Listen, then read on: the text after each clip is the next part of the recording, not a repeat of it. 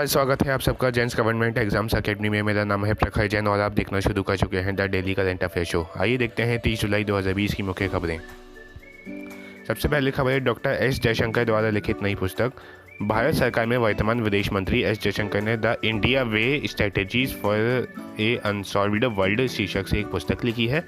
पुस्तक hyper Collins India प्रकाशन के तहत प्रकाशित हुई थी। इस पुस्तक में श्री एस जयशंकर भारत की अग्रणी शक्ति बनने में राह के आने वाली विभिन्न चुनौतियों का विश्लेषण करते हैं और नीतिगत प्रतिक्रियाएं भी देते हैं। अगली खबर है विरल आचार्य की नई पुस्तक। आरबीआई के पूर्व डिप्टी गवर्नर विरल वी आचार्य अपनी नई पुस्तक quest for resorting financial stability in India लेकर आए हैं। इसे सेज प्रकाशन ने प्रकाशित किया है।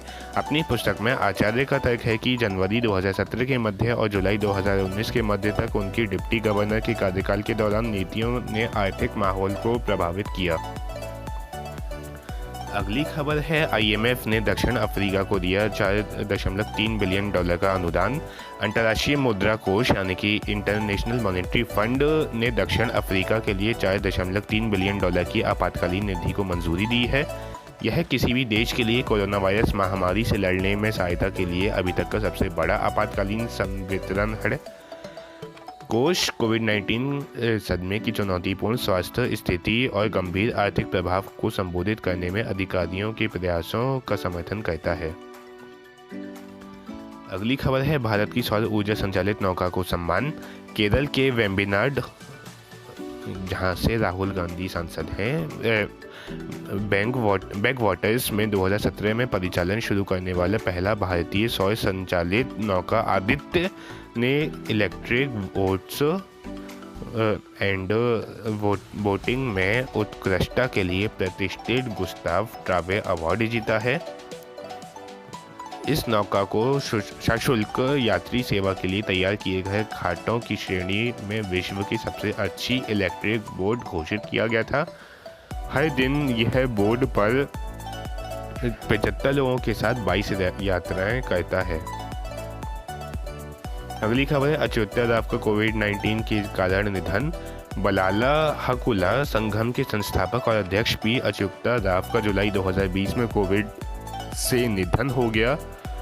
वे नोवल कोरोना वायरस के लिए पॉजिटिव पाए गए थे और अपने भाई के साथ यशोदा अस्पताल में भर्ती थे। वे एक प्रसिद्ध बाल अधिकार कार्यकर्ता थे और उन्होंने 1984 में बलाला हकुला संगम की स्थापना की थी।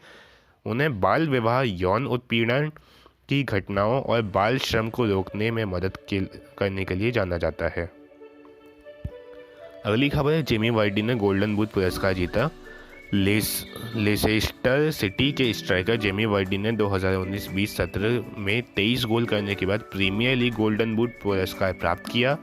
वार्डी ने आर्सेनल के स्ट्राइकर पियरे-एमरिक ऑबामेयांग, साउथहैम्पटन के डैनी इंग्स और Manchester city forward Raheem Sterling को हराकर प्रतिष्ठित व्यक्तिगत पुरस्कार जीता। वे पुरस्कार जीतने वाले लेसेस्टर सिटी के खिलाड़ी हैं। अगली खबर है एशियन इंफ्रास्ट्रक्चर इन्वेस्टमेंट बैंक की 5वीं वार्षिक बैठक। वित्त मंत्री निर्मला सीतारमण ने 29 जुलाई 2020 को नई दिल्ली में वीडियो कॉन्फ्रेंस के माध्यम से एशियन इंफ्रास्ट्रक्चर डेवलपमेंट बैंक के बोर्ड ऑफ गवर्नर्स की 5वीं वार्षिक बैठक में भाग लिया।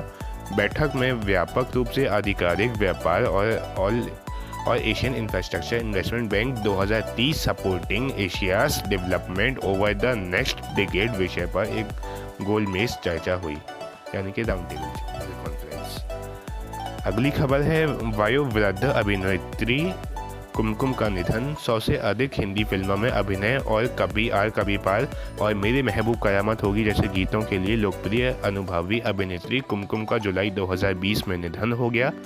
उनकी सबसे यादगार फिल्मों में सिस्टर, मिस्टर एक्स इन बॉम्बे, मदर इंडिया, कोहिनूर उजाला और नया दौर भी शामिल हैं। उन्होंने 1963 में पहली भोजपुरी फिल्म गंगा मैया तोहे पियरी छड़ाइबो में भी अभिनय किया था। अगली खबर है वार्षिक 5 दिवसीय हज यात्रा शुरू। वैश्विक कोरोना वायरस महामारी के कारण सऊदी अरब में 29 जुलाई 2020 से वार्षिक 5 दिवसीय हज यात्रा बेहद कम पैमाने पर शुरू हुई। केवल 1000 मुसलमानों ने पवित्र शहर मक्का में मीना में इकट्ठा होने के लिए अपनी यात्रा शुरू की। उनमें से 30% सऊदी नागरिक होंगे, जबकि शेष 70% विदेशी नागरिक होंगे जो सऊदी अरब में रहते हैं। अगली खबर है, मॉरिशस की सुप्रीम कोर्ट बिल्डिंग का उद्घाटन करेंगे प्रधानमंत्री मोदी। प्रधानमंत्री नरेंद्र मोदी और उनके मॉरिशस समकक्ष संयुक्त रूप से 30 जुलाई 2020 को मॉरिशस में नई सुप्रीम कोर्ट बिल्डिंग का उद्घाटन करेंगे। भवन में निर्माण भारतीय अनुदान सहायता से किया गया है। प्रधानमंत्री नरेंद्र मोदी और उनके मॉरिशस समकक्ष संयुक्त रूप से 23 जुलाई 2020 को मॉरिशस के नई सुप्रीम कोर्ट बिल्डिंग की उद्घाटन करेंगे।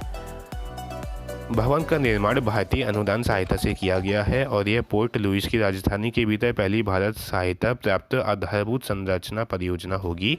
नई परियोजना विशेष आर्थिक पैकेज के तहत कार्यान्वित 5 परियोजनाओं में से एक है।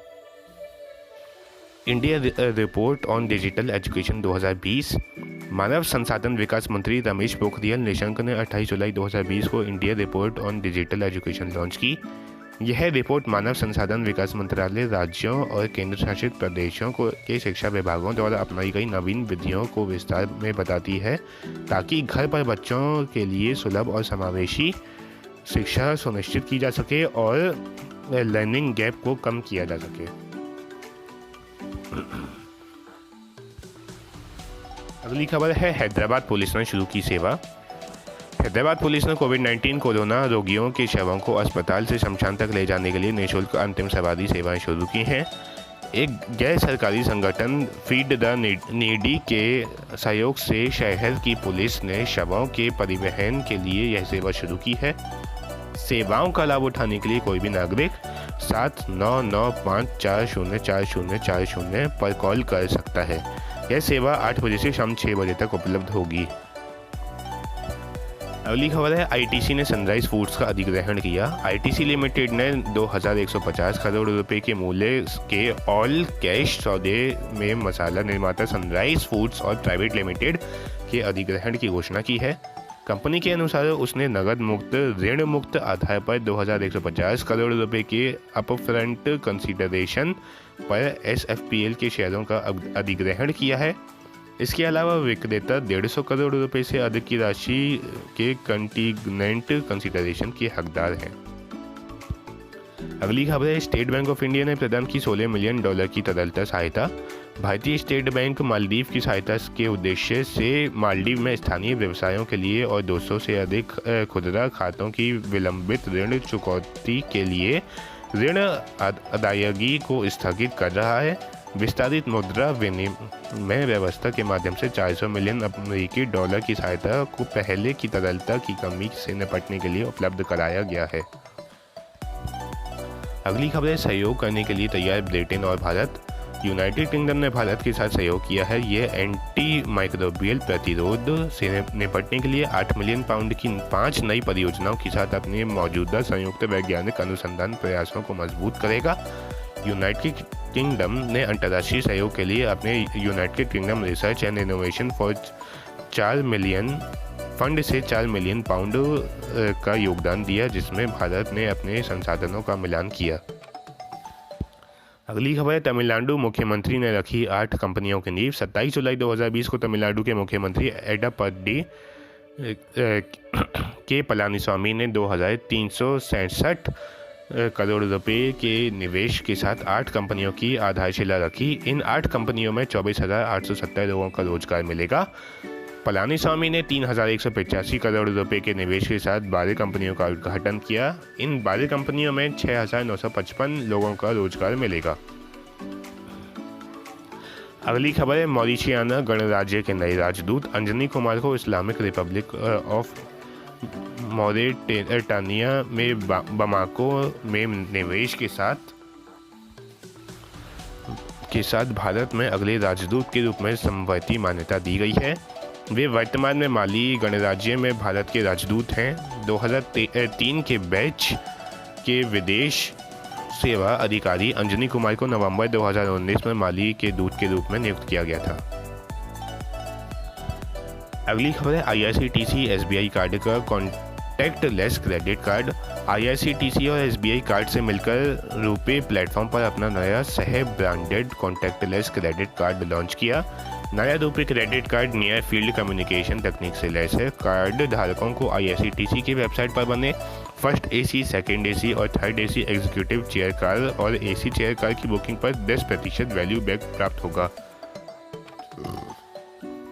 कार्ड ऑनलाइन लेन देन शुल्क वैवर भी प्रदान करता है। अगली खबर है टाइगर सेंसस रिपोर्ट जारी। केंद्रीय पर्यावरण मंत्री प्रकाश जावड़ेकर ने 28 जुलाई 2020 को अंतर्राष्ट्रीय बाघ दिवस से पहले टाइगर सेंसस रिपोर्ट जारी की। उन्होंने उसी दिन गिनीज वर्ल्ड रिकॉर्ड भी लोगों को समर्पित किया। यह रिकॉर्ड विश्व के सबसे बड़े कैमरा ट्रैप सर्वेक्षण के रूप में बाघों की आबादी की निगरानी में भारत के प्रयासों को सम्मानित करता है। देश में अब वैश्विक बाघों की आबादी का लगभग 70% है। अगली खबर है अर्चना सोरेंग नई सलाहकार समूह में नामित। भारत के एक जलवायु कार्यकर्ता को संयुक्त राष्ट्र महासचिव एंटोनियो गुटेरेस ने अपने नए सलाहकार समूह में नामित किया है। समूह में युवा नेता शामिल हैं जो बिगड़ते जलवायु संकट से निपटने के लिए दृष्टिकोण और समाधान प्रदान करेंगे। अर्चना सोरेंग विश्व भर में 6 अन्य युवा जलवायु नेताओं में शामिल हुई जिन्हें गुटेरेस ने जलवायु परिवर्तन के लिए अपने नए युवा सलाहकार समूह में शामिल किया है। अगली खबर है रूस ने किया ज़र्कॉन मिसाइल का सफल परीक्षण। रूसी रक्षा मंत्रालय ने ज़र्कॉन हाइपरसोनिक मिसाइल के परीक्षणों को सफलतापूर्वक पूरा कर लिया है। नई मिसाइल का परीक्षण लॉन्च फ्रिगेट एडमिरल गोर्शकोव से किया गया था। परीक्षणों ने रेंज और सटीकता के साथ साथ इसकी उड़ान की हाइपरसोनिक गति के मामले में इस मिसाइल की अनोखी सामरिक और तकनीकी विशेषता की पुष्टि की। अगली खबर है चंबल क्षेत्र के बीहड़ों को बदलेगा केंद्र ने विश्व बैंक के साथ मिलकर मध्य प्रदेश के ग्वालियर चंबल बेल्ट के बीहड़ों के साथ एक बड़े क्षेत्र को कृषि योग्य भूमि में परिवर्तित करने का निर्णय लिया है। 1 महीने में प्रारंभिक रिपोर्ट तैयार की जाएगी। 3 लाख हेक्टेयर से अधिक बीहड़ भूमि खेती योग्य नहीं है और यदि इस क्षेत्र पर सुधार किया जाता है तो इससे ग्वालियर चंबल क्षेत्र में बीहड़ क्षेत्र के एकीकृत विकास में मदद मिलेगी। अगली खबर है अंतर्राष्ट्रीय बाघ दिवस 29 जुलाई को मनाया जाता है। इस दिन का उद्देश्य बाघों की आबादी में क्रमिक गिरावट और उन्हें विलुप्त होने के कगार पर छोड़ देने के बारे में जागरूकता बढ़ाना और बाघ संरक्षण को प्रोत्साहित करना है। अंतर्राष्ट्रीय बाघ दिवस की स्थापना 2010 में रूस के सेंट पीटर्सबर्ग टाइगर समिट में की गई थी। विश्व वन्यजीव कोष के अनुसार विश्व भर में वनों में लगभग 3900 बाघ हैं। अगली खबर है रूस ने की मिसाइलों की डिलीवरी निलंबित। रूस ने चीन को S-400 सतह से हवा में मार करने वाली मिसाइल प्रणाली को निलंबित करने की घोषणा की है और कहा है कि आगे की डिलीवरी अभी निर्धारित की जानी है। 2018 में चीन को S-400 मिसाइल का पहला रूस ने मिसाइलों की डिलीवरी की निलंबित। रूस ने चीन को S-400 सतह से हवा में मार करने वाली मिसाइल प्रणाली को निलंबित करने की घोषणा की है और कहा है कि आगे की डिलीवरी अभी निर्धारित की जानी है। 2018 में चीन को S-400 मिसाइल का पहला बैच मिला। S-400 वायु रक्षा मिसाइल प्रणाली को रूस में अपनी तरह का सबसे उन्नत माना जाता है, जो 400 किलोमीटर की दूरी तक लक्ष्य को नष्ट करने में सक्षम है और 30 किलोमीटर तक की ऊंचाई तक पहुंच सकती है। आज की खबरों में इतना ही। अगर आपको वीडियो पसंद आई हो तो वीडियो को लाइक करें, ज़्यादा से ज़्यादा शेयर करें और चैनल को सब्सक्राइब करें। धन्यवाद।